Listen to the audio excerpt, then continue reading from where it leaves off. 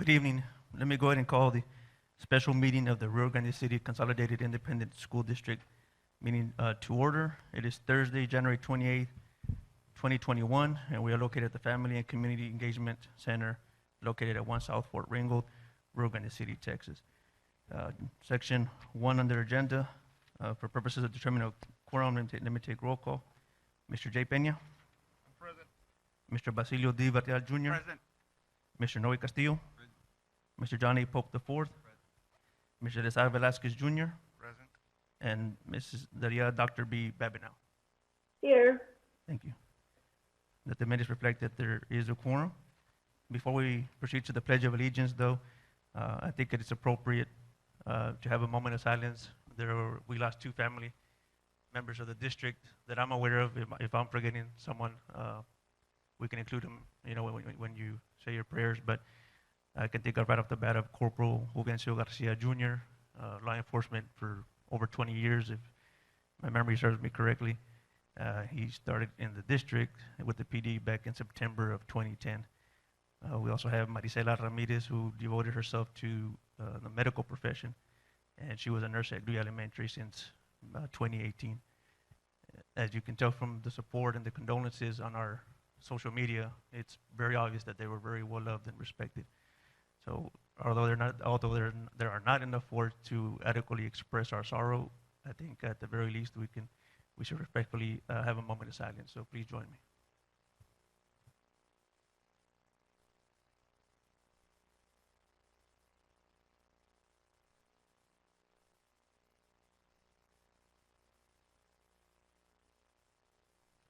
Thank you.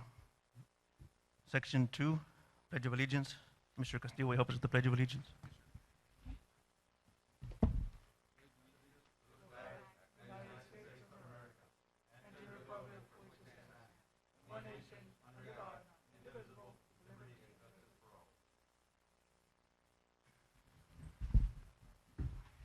Thank you, Mr. Castillo. Section 3, Reports and Information. Item 1 is presentation by Miguel de los Santos, Estrada Hinojosa and Company, Financial Advisor on Series 2021 Bond Refunding for Interest Savings. Mr. President, members of the board. Mr. President, ya me regañaron because the last time I wasn't close to the mic. Members of the board, it's always a pleasure to be before you. Mr. Peña, President Peña. We have two items. Item 1 and 2 are report items. There's actually the repeats from the last time that I was before you on January the 14th. The first one is regarding the bond refunding opportunity. Those two items will be brought, they're action item 1 and 2.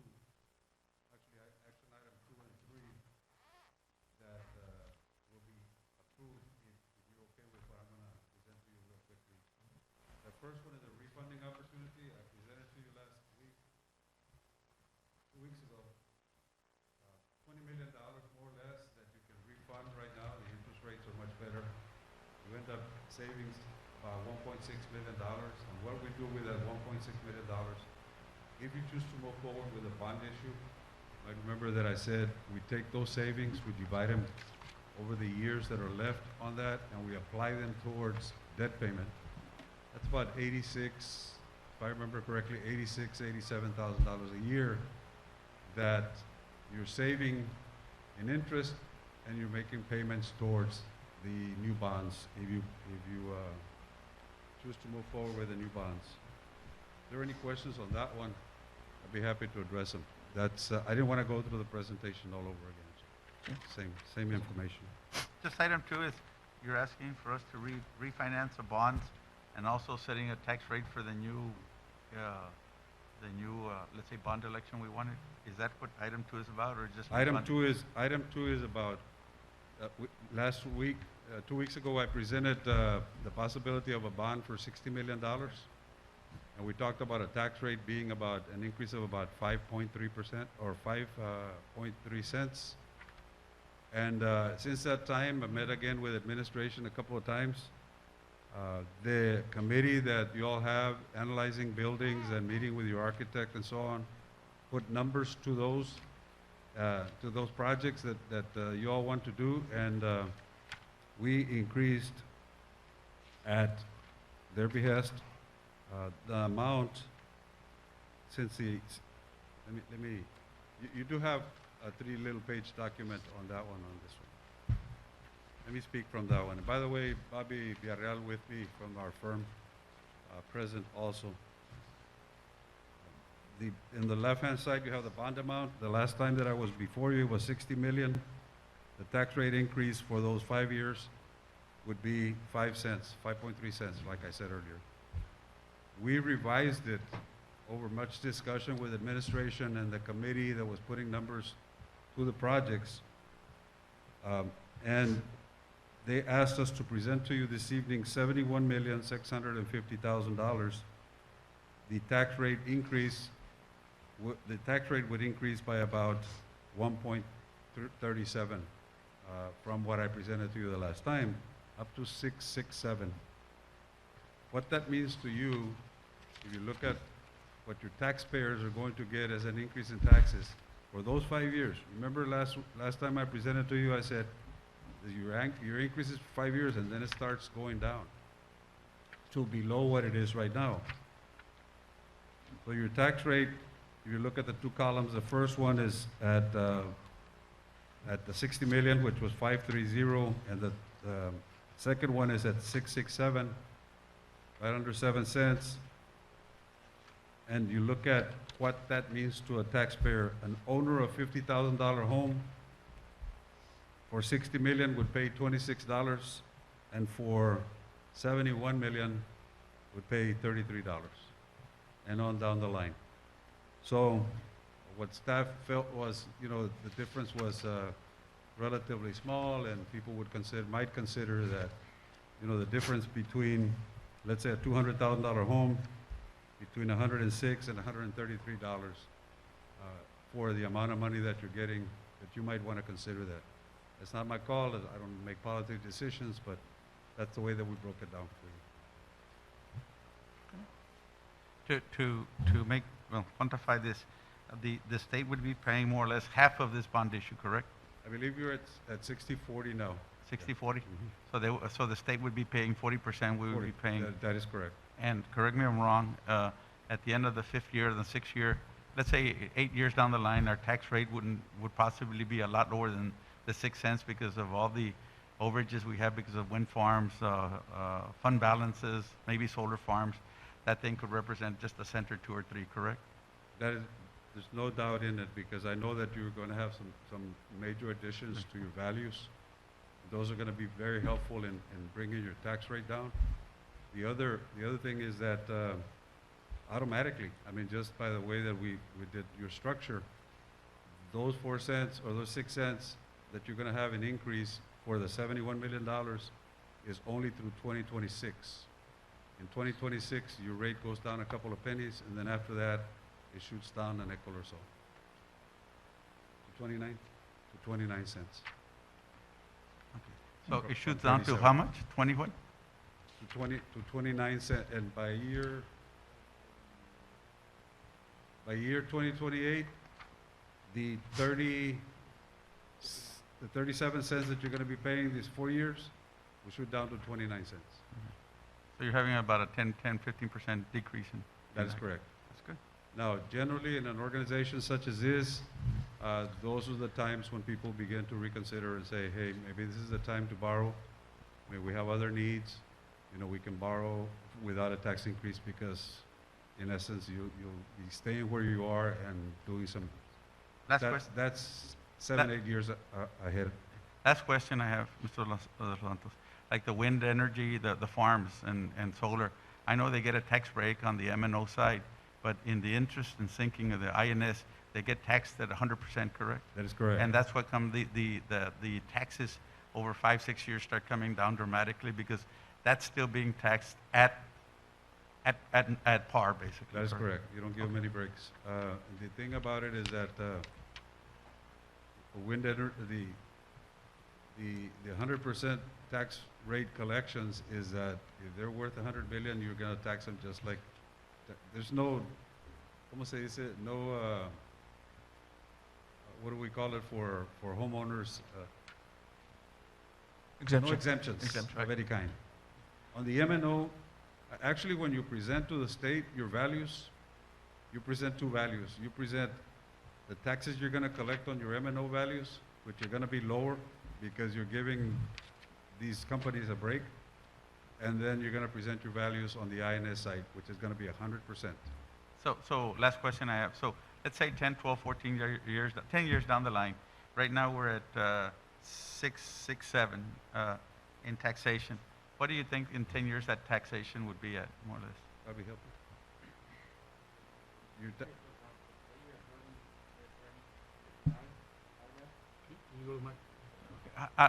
Let's go, okay, 30 what? Right now, you're at 3059 on the INS, Mhm. so it goes up to 37 Right. for 6 years, and then it drops back down to 29 So we'd be lower than we were. than today. So in 6 years, we're going to be lower than we are presently at today. Yeah, at minimum. So basically- Without any growth, if you never grow again, that's our. So basically, Yeah. after 6 years, it's literally free money, right? Okay. Very conservative. Any other questions or discussions for Mr. De Los Santos? Okay, and for the purposes of the minute, that covered item 2, which is presentation by Miguel De Los Santos, Estrada Hinojosa and Company, financial advisor on tax rate impact for Series 2021 Unlimited Tax Schoolhouse Bonds, bond election. And that'd be the item. Thank you. Section 4, recommending approving the consent agenda.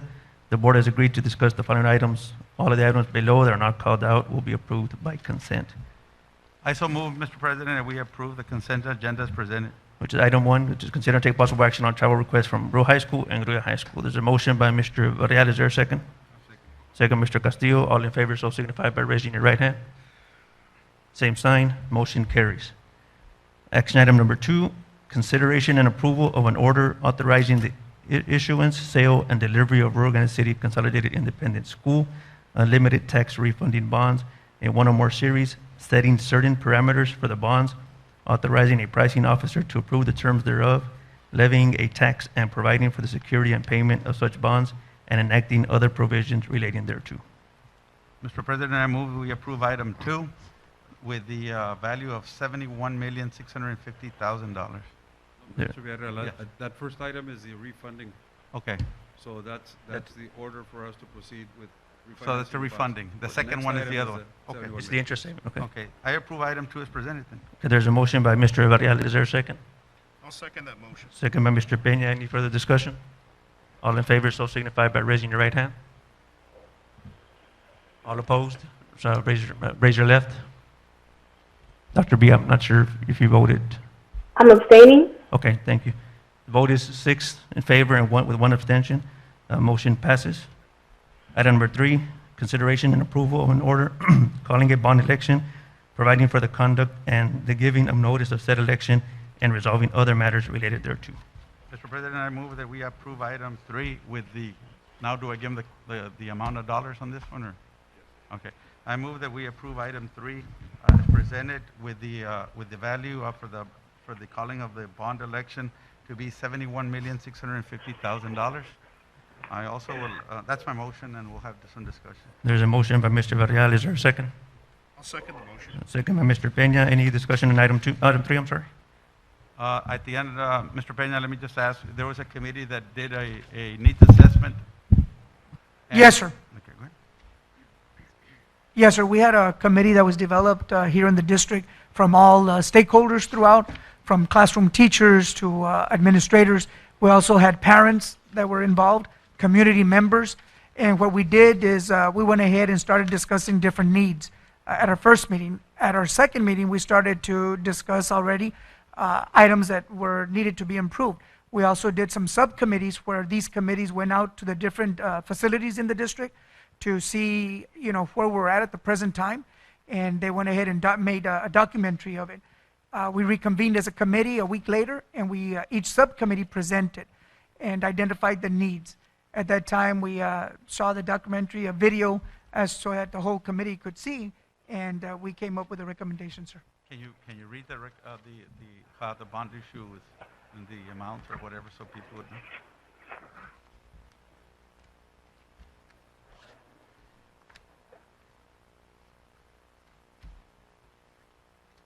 we talking about the propositions? Yeah. Okay. You want to buy proposition, sir? Yeah, so, yeah, Okay. so the people. As can- we identified the needs of the committee, we looked at our number one priority that we looked at, and it was the Agria Middle School, sir. That's one of our oldest facilities in the district. So the committee went out and we saw the facility itself, and we would like to recommend that that would be under Proposition A, Agria Middle School. Also, we saw that at the present time, we do not have a warehouse to hold all of our food throughout the district for the services that our cafeteria provides. Everything is housed either at the old central kitchen or the different kitchens throughout the district. So, the committees recommend that we do have a warehouse. We also looked at our shipping and receiving center was built back when the fort was here, way back then, and needs to be replaced as well. So we're also looking at a warehouse for that. We looked at the different gym floors in the district, and there's at the middle school, at Veterans Middle School, needs a lot of repairs, so that's part of that project and proposal. We're also looking at career technology. Our programs continue to grow and are of great benefit to our students in the district. And over at Gruya High School, we don't have an FFA barn right there close to the area. We don't have facilities for small engine repair, so we're recommending that we build those facilities for the students there at the Gruya High School area. We're also looking at our bus barn. Based on the number of buses that we have throughout the district, we've outgrown the old facility that's there, so we're needing to add maybe 2 more bus barns so our employees can work under an area where it's covered and they're able to lift the buses. We're also looking at HVAC systems throughout the district. Some are old and keep breaking down, so the air conditioning throughout the districts of different schools and areas, we're also looking at having some funding there for it. And we also have some roofs throughout the district that do have leaks, and some are major projects, so we're looking at adding some funding there as well. And we're also this bond also allows us to purchase some buses, and we're looking at purchasing some buses for the fleet, about 10, sir, and 6 activity buses where our students, our varsity athletes, now Rio Grande City High School has to travel to San Antonio and Eagle Pass, far away. So instead of sending them in a regular bus, we're proposing to get charter buses, that are called activity buses, for them, so that they can, have a safe trip to and from those areas. But it would be, again, for the whole district, so Gruya High School will also benefit. Gruya plays the Corpus Christi area and, different areas, so it's, both high schools will benefit greatly from this. So that is Proposition A. Looking at Proposition B, sir, we looked at the high schools. At the present time, we do not have a swimming pool, and our students are not competing in that area. So the committee is recommending, looking for the future, that we would like to build 2 swimming pools, 1 at each high school. There where the high schools are at, students don't have to travel elsewhere or out of the district to go get service. We'll be able to provide, enclosed natatoriums, 1 at each high school. So that is Proposition B. Proposition C, we're looking at a fine arts building. The only auditorium that we have here in the district is the auditorium at Fort Ringo, which, we've already outgrown. And, we're looking at servicing the needs of our fine arts, our band, our mariachi, our choir. We've got great state programs, recognized programs. So we're looking at, investing in our youth and in our students. And this would be a great addition to our district. And looking at Proposition D, we're looking at stadium renovations. If you've been to our games here at Fort Ringo, you see the restrooms and certain areas need renovating. So we are also looking in Proposition D to go ahead and, allocate some funding for this. And Proposition E. In E, we're looking at having the turf for baseball and softball fields, also upgrading the golf ranges at the 2 high schools, or at Gruya High School, and then at Ringo Middle School is where the Rio High School goes and plays there. We're also looking at the Ringo, at the middle school track and lighting, that's at Veterans Middle School. At the present time, they do not have a track and field. They have to travel to another middle school to utilize those facilities. So we're looking at building, a track and field there at Veterans Middle School with the lighting that goes with it. We're also looking at field house wrestling areas for each high school. We have state award programs in wrestling, and being at the high school level, we see the need. They always have to share the gym. They have to wait till basketball finishes or whatever sport is in season. They have to wait and practice after or early in the morning. And they have to throw their mats every day and then pick them up. So we are in great need of building a wrestling area for our wrestlers in the district. So we're looking at recommending one for each high school. And also for resurfacing of tracks in the different areas in the district. So those are the different propositions that we're looking at, sir. Mr. Peña, we had, I think you had talked about renovations of Fort Ringo. Where would those be? Yes, sir. That would be Proposition A. We would be investing some funds also in renovating some of the buildings here at Fort Ringo. Is that listed there or not? Yes, sir, in Proposition A. Any other discussion on item Yeah. 3? I have a question. I think it might be from Mr. De Los Santos. I know we had revised our investment policy, I think at the first or second, probably, I think it might have been the last meeting of last year. But on page 17, it just, I guess it's number 24G, it notes something about non-purpose investments. What exactly would that, can I have some Are examples you of looking those? at the order itself? Yes, sir, it would be, Yeah, I'm just kind of okay. reverting back to Tho- action item those 2. are- I think Ricardo Perez, your bond counsel should be on the line on. Okay. And that would be an answer. Those are prepared by his office, so he should be able to answer. Okay, so I guess, is he on the line now? He's on there. Yeah, so I'm right here. What was your question again, sir? Okay, so I'm referencing paragraph 24, subsection G on page 17 of what's noted as item 2 on the action item. And it makes reference to non-purpose investments under section 148F6A of the code. And so the only question I have is, obviously, these would be purpose investments, or? Yeah, these would be investments that you have to comply with your Public Funds Investment Act. Okay. It means you can't invest your money in, other things that will grant you higher yields, because there's such a thing that's called arbitrage. And what the arbitrage means is basically that the IRS won't let you sell bonds right now at low rates and then invest them in higher rates and keep the difference, right? You can't be making money with bond money. It's basically just telling you that you have to comply with the investments of once you get the bond proceeds, you just need to comply with the investments that you're allowed to as a school district. So we have to spend it, or we have to save it, but at not a higher interest rate than what?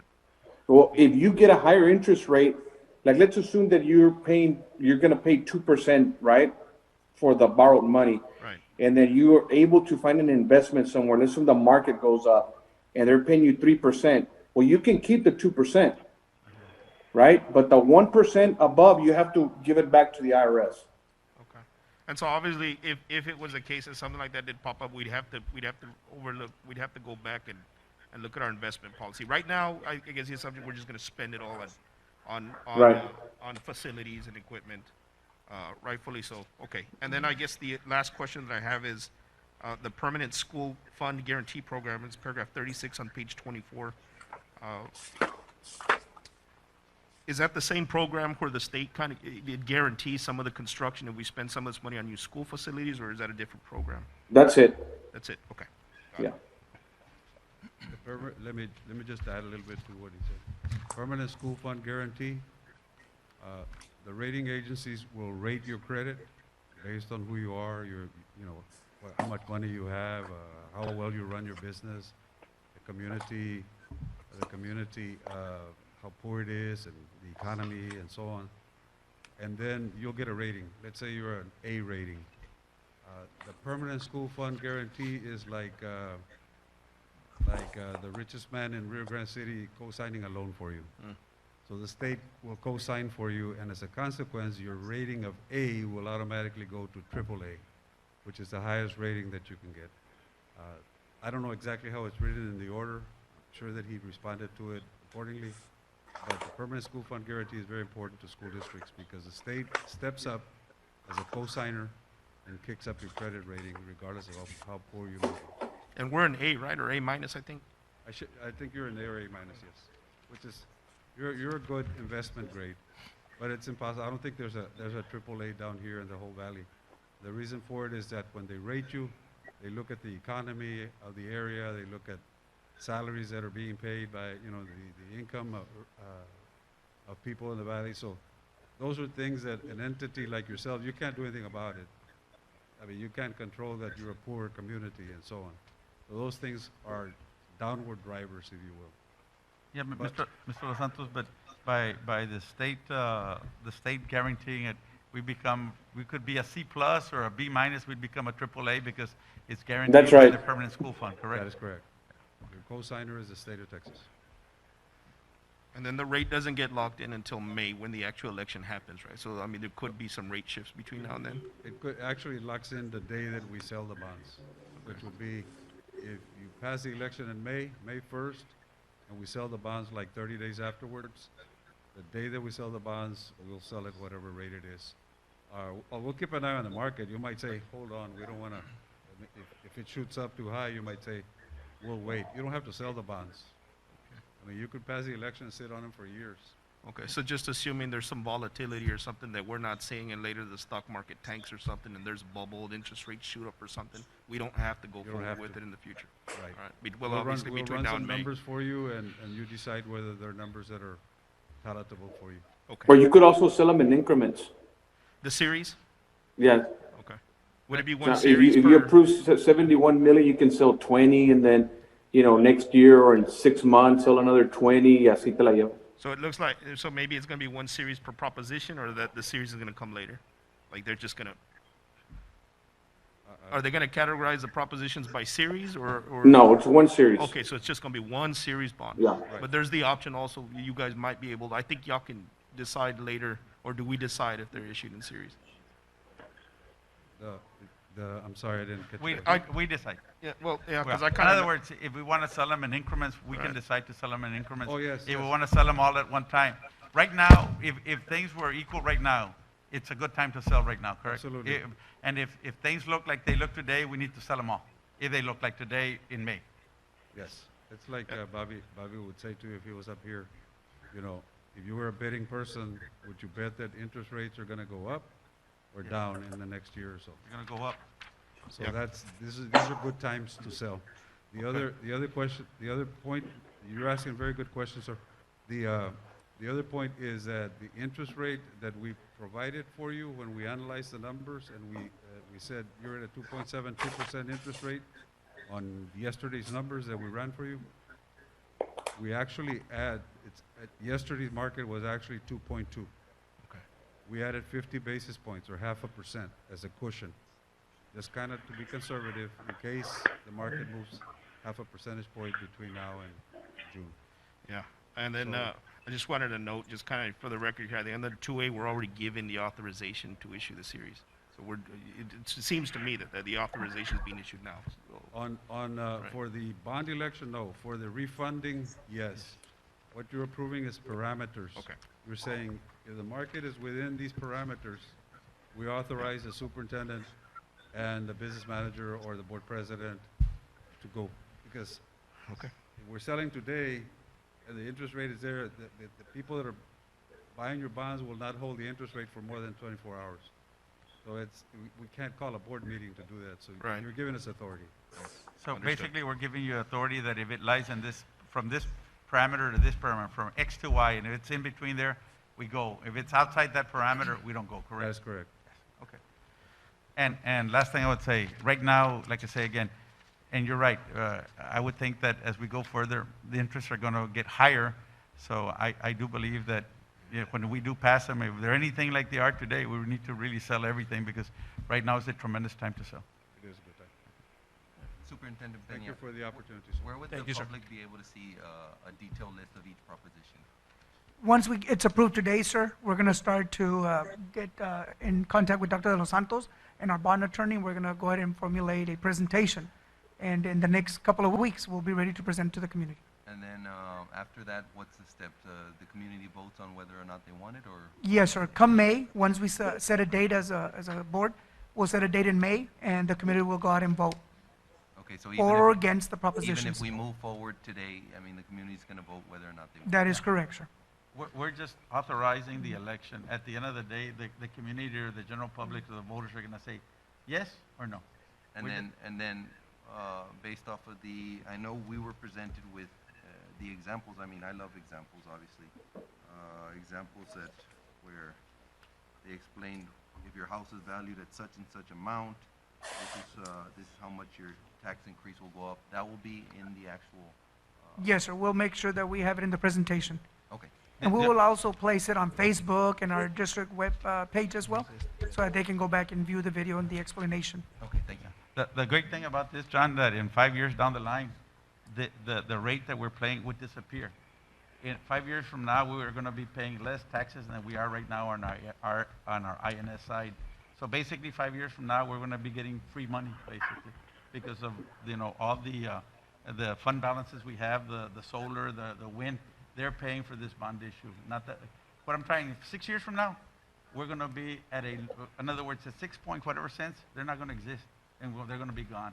So yes, it's going to be a taxes for 4 or 5 years, but at the year, I guess 6, it's not going to exist anymore. So basically, the ones paying for a bond issue are wind power and solar power. Correct? So, yeah. That's correct. Your values are, more than half of your values are wind power and. Exactly.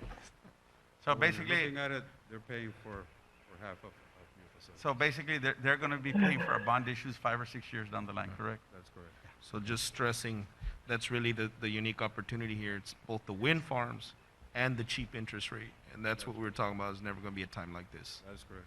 Okay. Absolutely. Excuse me, Mr. President. Go ahead, Dr. B. Thank you. I have a question. I think that we are all excited about the opportunity to, of course, expand services and resources for our district. I think we all are aware that the last time we considered such a huge undertaking, it resulted in a large amount of legal issues and multiple lawsuits for the school district. And so I just want to know, as a board member who wasn't there at that time, how are we going to assure that we don't have the same shortfalls that we experienced last time, especially as it relates to the type of construction issues, the companies that were utilized? Are we going to put in place something that assures that the monies go where they're supposed to go, and that this district doesn't put itself in huge liability as it has in the past? So Well, the liability goes to the insurance company. So every contractor that comes out here has an insurance that takes account. The school board was involved in the lawsuit, but the school board had in my understanding, I mean, there's 2 other attorneys on here, but my understanding is the school board did not take any loss or pay out any money. It was actually everything that was paid out was from insurance companies by the contractors. So you had the sprinkler guy that installed the sprinkler system that was paying out the money. You had the person that laid the brick down that paid the money, and it had nothing to do with the school district or the actual school itself, or going into big venture into building. It had to do with the actual contractors that built. Understood, Mr. Pope. And that is my question. I'm sure that we all do want to avoid issues where we have to have multiple lawsuits by the vendors that we utilize to build our school systems. And yes, we did have some expenditures in lawyers' fees. So I'm just asking, are we going to have a committee? Are we going to have some hierarchy that establishes that we make sure that we don't have the same shortcomings that we had in our last endeavor to have major construction? Because this is a huge amount of money to ask our community in the time of a financial crisis. And I just want to make sure that we use it appropriately and that we get top stellar facilities, that we don't have to go through lawsuits where we have to recoup losses for shoddy materials or shoddy building. Our community deserves more than that. And I just want to know, have we put that thought into this planning? Is that something that we're going to present to the community? Because the community is very well aware of the issues that we had with the last issue with building for our kids. If I can say something first and foremost, I think the most important thing right now is to try and pass the bond issues. I guess the sad part about all of this that, like Mr. Pope is saying, the school district collected tens of millions of dollars from these insurance companies. And out of the tens of millions of dollars that the school district collected, very little or none of that went out there to repair the schools that were supposedly defective. And that's the sad part about all this thing, that this school district collected tens of millions of dollars, and yet none of these concerns were ever addressed. But before we even go about the construction and before we go about anything else, if this bond issue fails, it's a moot point. So I think the most important thing is to go out there, and try and pass a bond issue. And it's like Mr. Pope is saying, these contractors have insurance. You try and get a reputable company that, and if it is a reputable company, they will get insurance. If it's not a reputable company, they won't get insurance. But at the end of the day, those contractors paid many millions of dollars to the school system. And you're always going to have a lawyer that's willing to sue, so I don't think you can actually prevent that. What you have to do is when we actually get the opening up of bids, we have to make sure that the contractors are actually overprotected with insurance, because Agreed, sir. And I agree with you. yeah. And that's why my question is, and I honestly, Mr. Villarreal, I agree with you. It is sad that we had to collect millions of dollars from brand new schools, which we thought were going to be built to the satisfaction of our community. And that's the point of this question. You're right. I realize that we need to make sure that we get great contractors and we make sure that they are as significantly committed to this project as we are. Millions of dollars are at stake. It's going to come from our community. And I think the community just wants to make sure that we do not repeat the same mistakes that we have. I would like a school built that is ready to use without any problems after we build it. These issues with new schools, I don't understand why we had so many. I'm just asking, do we have a plan that if this bond is approved, that we're not here again? Mr. Salazar, can I ask a question real quickly? I was told that the state has amended, now to go for a school to go sue a contractor. Hasn't it gotten more complicated these days? Now you have to go to the commissioner and get approval to sue. Mr. Varela, in part because of the Jollies out of Houston who made a lot of money off these lawsuits here in Rio and in the Valley and elsewhere, they have made amendments to it. Now, in order to be able to even sue a construction company, you have to go through all sorts of arbitration type deals that are in place now. So that there was a loophole that existed that I think certain lawyers took advantage of, but it no longer exists. So it's much more difficult now. So I think that helps alleviate a lot of the concern. Whether there'll still be lawsuits or not, I mean, you're asking for speculation at that point. But after every lawsuit, out of all the money that was paid out by independent insurers, Correct. basically that money that was collected, which we had nothing to do with at the time, that money that was collected should have been reinvested into the schools. It wasn't, Mr. Pope. Well, that's what normally should happen. So if you collect $10 million and they say you suffered $3 million from the damages, you need to put those $3 million back into the school. Exactly. Good. I don't know if your mic's working. If I may, can you hear me? Yeah. There you go. If I may, Mr. President, Yes. I'll answer both questions. First of all, to answer Mr. Pope and Dr. Babineau's question as to where the funds go. The legislature changed the rules now, so if you go and you sue, for example, for Rio Grande City High School, or our high school, the new one, and you get, let's say, $1 million, under state law now, you've got to put them in a fund that can only be used for that high school.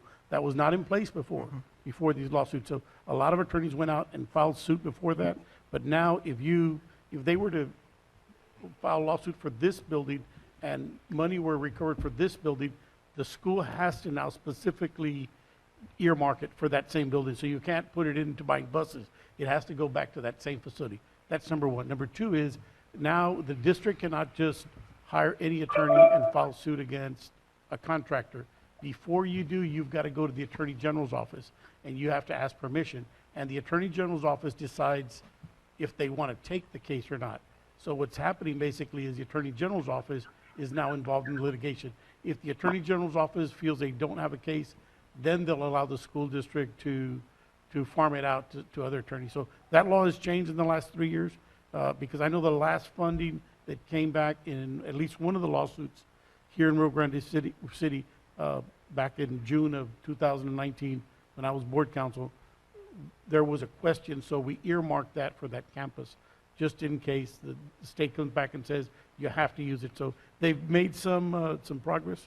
So it does have to be spent back in, and we do have to ask permission from the Attorney General's office before we hire outside counsel for a contingency fee, specifically structural defect cases.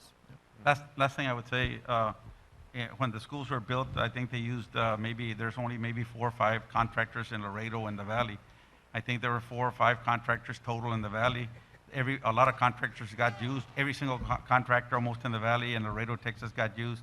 And every single school got sued. So, I mean, that one specific contractor got all the work, no. The schools were built by multiple contractors in the valley, and I think one in Laredo, and there were all 5, and all of them got sued. But like Mr. Pope said, monies were retrieved from these lawsuits, but sadly, again, not very much of that money went back to repair the schools. All right, I think that's all discussion on item 3. I'm going to go ahead and call the question. There's a motion by Mr. Varela, a second by Mr. Peña. All in favor, so signify by raising your right hand. All those opposed, so signify by raising your left. Any abstentions? Dr. B? Okay, so vote is 6 in favor, 1 abstention. Motion passes. Item 4, consider and take possible action on request for permission to upgrade Ring Central licenses for telephones. Is there a motion or any discussion on item 4? I have a discussion. Mr. Science, Mr. Pope, go ahead. Are we already locked into this, or were there any bids that were open? Unfortunately, if you look at page 1 of the attachments there, it's a 5-year contract. But are we already locked into it? Yes. The way I see it, there was an SOW that was signed by Ms. Garza, and the SOW was sent out to Ring Central. Now, do we know if there were any bids that were taken up, or we just went straight to that company? I was not part of the committee. This was done by Ms. Garza, and I guess there may have been a committee, but technology was not involved. What was the value of this contract, do you know? Well, actually, that's in the handouts. If you look at what I presented to you guys, I don't know if you all have it or not. I guess the purpose of this new contract was to save the district money, and in fact, it's half of what the district is paying right now. Right now, we are currently paying Spectrum $15,140 some a month, and if you multiply that times 12, we're looking at $181,000. By getting into Ring Central, which is an IP-based phone system, there is no equipment in the district except for the phones. We were able to cut it down to $81,000, which is a savings of about $100,000 to what we currently have. The only issue that we found out once we started implementing this Ring Central system was that 100 user licenses were purchased and 531 limited extension licenses were purchased. So right now we have about 631 phones throughout the whole district. But I guess they didn't clarify what a limited extension was, a user license. All a limited extension user license is, you call out, they call in, that's it. A standard user license has voicemail, has paging, has call forwarding, has all the features. Example, Mr. Varela, you get a call and Mr. Jay wants to pick it up with a limited extension, he can't. You get a call and you want to forward it to Mr. Ramirez with a limited extension, you can't. So the issues that we're having in our offices, they can't forward calls, they can't page people, they can't do anything. They can only receive calls and make calls. That's it. Well, Mr. Science, let me go back to what Mr. Pope said. Did we at least take these 3 quotes? I understand we're saving money. Yes. But let's compare apples with apples. And now, you got a web-based type phone system. Did we at least take bids or quotes on web-based type systems from different companies? That's, I guess, what I'd like to know. Right. Again, my department was, Well- since technology is in charge of the system, phone system, we weren't involved in it, but I did hear that there were 2 quotes, Ring Central and Mitel. Those were the only 2 bids that were previewed. Ms. Robles, are you there? Ms. Robles? She's on Zoom. She's muted. I'm I not sure. have a question for Mr. Salazar.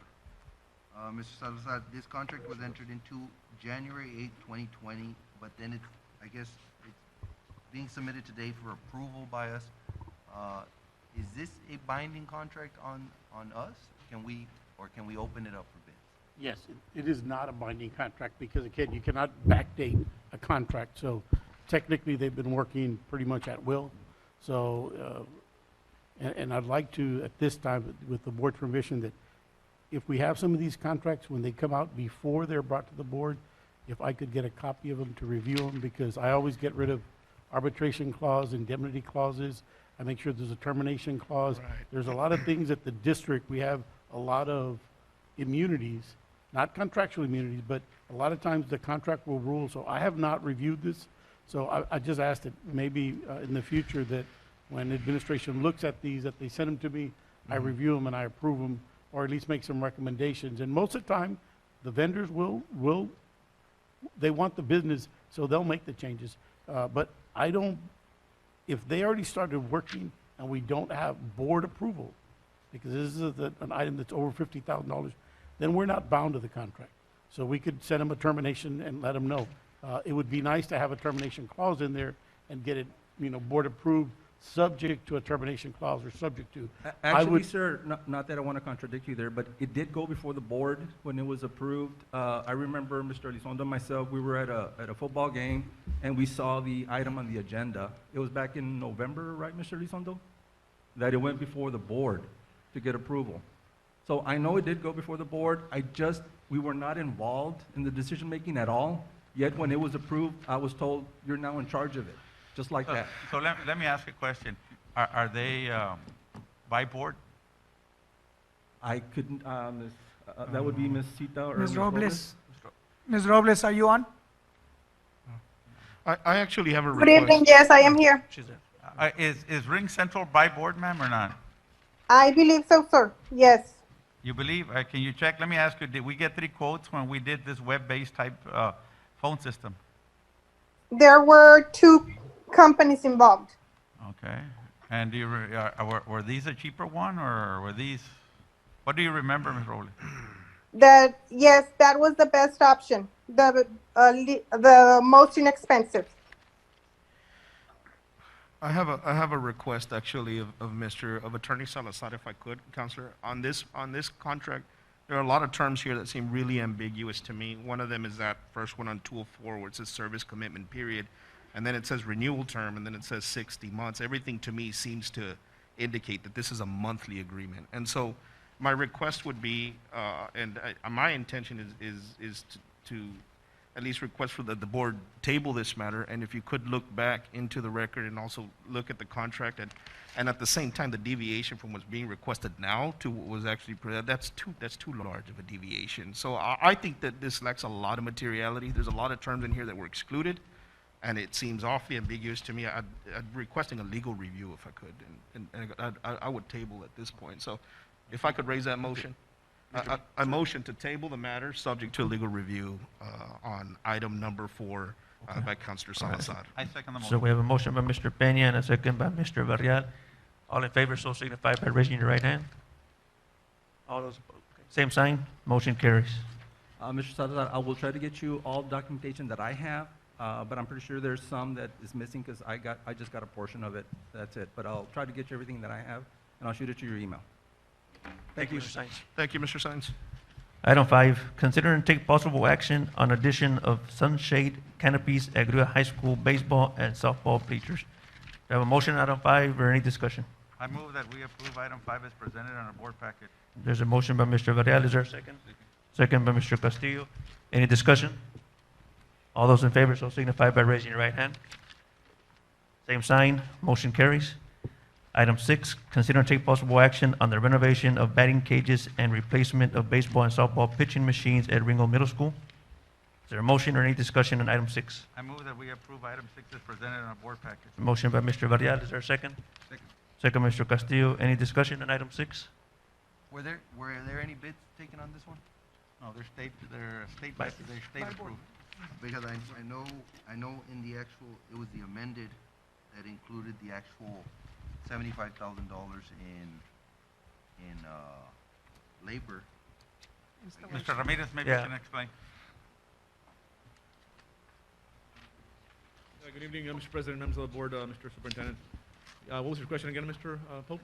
That if we took any quotes on this, but I believe it was already answered. Okay, no, the company that is we're purchasing the batting cages from, it is a state-approved vendor. Oh. The the people that they contract out to do the installation was not. So instead of getting two separate people to come in, we only contracted with the company that has or sells the pitching machine. So they'll contract them to come in and do the installation. So explain to me, because obviously, excuse my ignorance, but state-approved vendors, I mean, I understand what it means. It's obviously self-explanatory. You don't have to go out to bids. You Right. can just pick them up, simply put. And correct me if I'm wrong, are they the ones who built the batting cages, the one you got, Mr. Ramirez? Yes, sir. The original Master Pitching Machine Company is the original company that first built that project back in early 2000. Thank you. Yes, sir. Any further discussion, item 6? There's a motion by Mr. Varela, second by Mr. Castillo. All in favor, so signify by raising your right hand. Same sign, motion carries. Item 7, consider and take possible action on on-site work exemption, 10-day due to COVID-19 resolution. Is there Mr. President, members of the board, Mr. Adolfo Peña, Superintendent of Schools. In December, we presented to the board due to the expiration of the FFCRA, that's the extended FMLA for COVID, and the board approved the local 10-day extension for employees who met the COVID qualifiers 1 through 6. So today, based on our employees being on site, we have the resolution attached to your packet is the on-site work exemption resolution. And what this does, it's going to add more mitigation to our employees being on site. And what we're proposing is an additional 10 days. And if an employee meets one of the 6 qualifiers as outlined in the FFCRA federal guidelines and are able to work remotely, they would not be charged a COVID day or a state or local day. Obviously, half of our workforce possibly could not work remotely, so that's why you bring in that extra mitigation with the extra 10 days for those employees, mostly in the auxiliary classification. So that's what's before you in that resolution. As you can see also in your pass out, that would be the application our employees would attain to access the benefits if approved. Mr. President, I move that we approve item number 7 as presented. I think it's something that we need to do in these times that we have right now. There's a motion by Mr. Varela, second by Mr. Castillo. Any further discussion on item 7? I just want to add, if I could just Go ahead. discuss here. Go ahead, Mr. Peña. This is a product of actually, I guess, just reaching out and seeing what other districts are doing and borrowing ideas and seeing, the needs of school employees. Is that correct? That's a great question, sir. Actually, this came from a discussion with our staff, our teachers. Mr. Peña's holding district-wide teacher meetings, and this was a concern brought to him and us as administrators from our teacher workforce, and said, they see it fair that if they were charged with a COVID day and they're teaching their children, obviously we're promoting working off-site so the kids do not miss instruction. Mhm. So it came from there, from a concern, and we came together and came up with this plan. Thank you, Dr. Salinas, because I can tell you that I personally have been wrestling with this matter for quite a while now.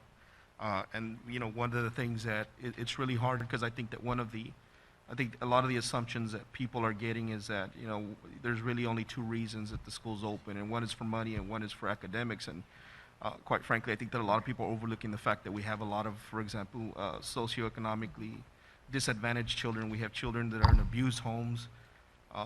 And so it's really hard to balance this situation, because sometimes, like, a school facility for a lot of them is a meal. It's air conditioning, it's heating. And then we had the unique experience of actually donating, for example, a turkey to one particular family who turned it away because they didn't have anything to cook it in. And so I struggle with having to think about those children in those particular circumstances and what school means to them, but at the same time with the fear that a lot of school employees and teachers are facing. And so a lot of the questions I get is, are we being responsive? And the answers, that I give everybody is I have faith in you guys, that you're actually listening to folks, you're having these committees, and that these particular proposals are a result of y'all's correspondence. And so I just want to, for what it's worth, thank you guys for being receptive to everybody, and to encourage y'all to continue doing so, and to let, obviously, the public know, to restate a very obvious point here, is that we're always ready, willing, and able to call an emergency meeting if necessary, to address anything that needs to be addressed. To piggyback off that, I know that the committee is very engaged. I mean, they have a lot of meetings, they talk to a lot of people. even seeing what other school districts are doing. And one of the things I know that's been brought up recently is trying to rotating schedule or something of that effect. So I know that's being discussed too. So there's a lot of things going on behind the scenes that maybe the public doesn't see, but all of it is geared towards safety and to try to do it as safely and as best as we possibly can. So I appreciate that Mr. Peña brought that Just to up. piggyback off what Jay said, you know, for some people, the hot meals that they get and the hot breakfasts that they get are in school. The air conditioning or the heating is in school, and you know, like Jay said, sometimes when you go out to the community to give turkeys, you find out that sometimes you're flabbergasted at what you see out there. So it's a conundrum. It's a balance, but again, thank you, Mr. Peña. Thank you, Arcadio, for taking the time and addressing the needs of our staff. Thank the Yes, committee. Mr. President. Go ahead, Mr. Peña. Yes, one comment, sir. Yes, sir. This resolution expires June 30th, 2021. So at that time, you know, we'll evaluate the situation and come back for the next school year, but this one is through the month of June of this 2021. And if I may, sir, I'd like to, at this time, you know, go out there in the public and congratulate and thank our teachers. You know, a lot of them did come back to help teach the students that are coming on board. Our numbers continue to increase of students on campus. Like Mr. Varela just mentioned, a lot of students, here's where we serve them. Some, you know, get their hot meals every day, the heating, right, in the cold days. But also, some of the students do need the one-to-one, and they need the teachers to help them there. So, you know, I want to go here publicly and thank all of our teachers, our educators, our instructional aides, you know, clerks, office staff, everyone. They've done a tremendous job. They're there every day. I'm happy to say, sir, that central office and myself have visited all the campuses in the district, including the alternative center already. And, you know, we'll continue to be there to make sure, just so that they know that, you know, here they have our back and we're there behind them every step of the way. And our number one priority is, of course, keeping everyone safe, our students and staff, and to educate our children. Don't forget the cafeteria, Mr. Peña. Cafeteria, securities, maintenance, custodians, the whole everyone. family, sir. The whole Our whole family. RGCCISD family. Thank you. All right. We are blessed. So thank you. Thank you, Mr. Peña, Dr. Salinas, and the committee too. We have a motion by Mr. Varela, second by Mr. Castillo. All those in favor so signify by raising your right hand. Same sign. Motion carries. Thank you. Thank you, Dr. Salinas. The board will now convene in closed session in accordance with the Texas Open Meeting Act, Texas Government Code Sections 551.071 through 551.076 and 551.082 to 551.084. The time is 7:27.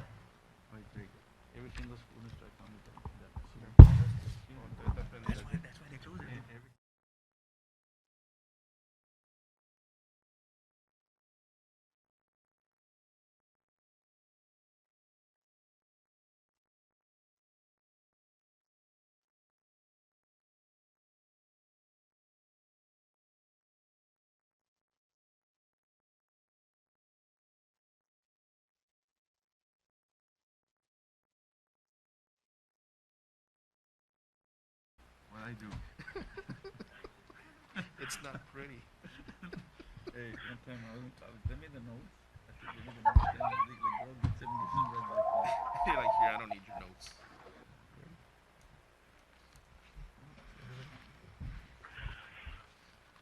All right, we are back in open session. It is 8:23 p.m. Do I have a motion on item A? I move, Mr. President, that we give notice of proposed termination of superintendent's contract as discussed in executive session. We have a motion by Mr. Varela. Is there a second? Second by Mr. Castillo. All those in favor so signify by raising your right hand. All those against so signify by raising your left. With 5-2 count, the motion passes. Section 7, do I have a motion for adjournment? So move. Second? Second, Mr. Velasquez. All approved, same. Wait, all those in favor, raise your right hand. Same sign, motion carries. Hearing is adjourned. It is 8:23 p.m. I voted against adjournment.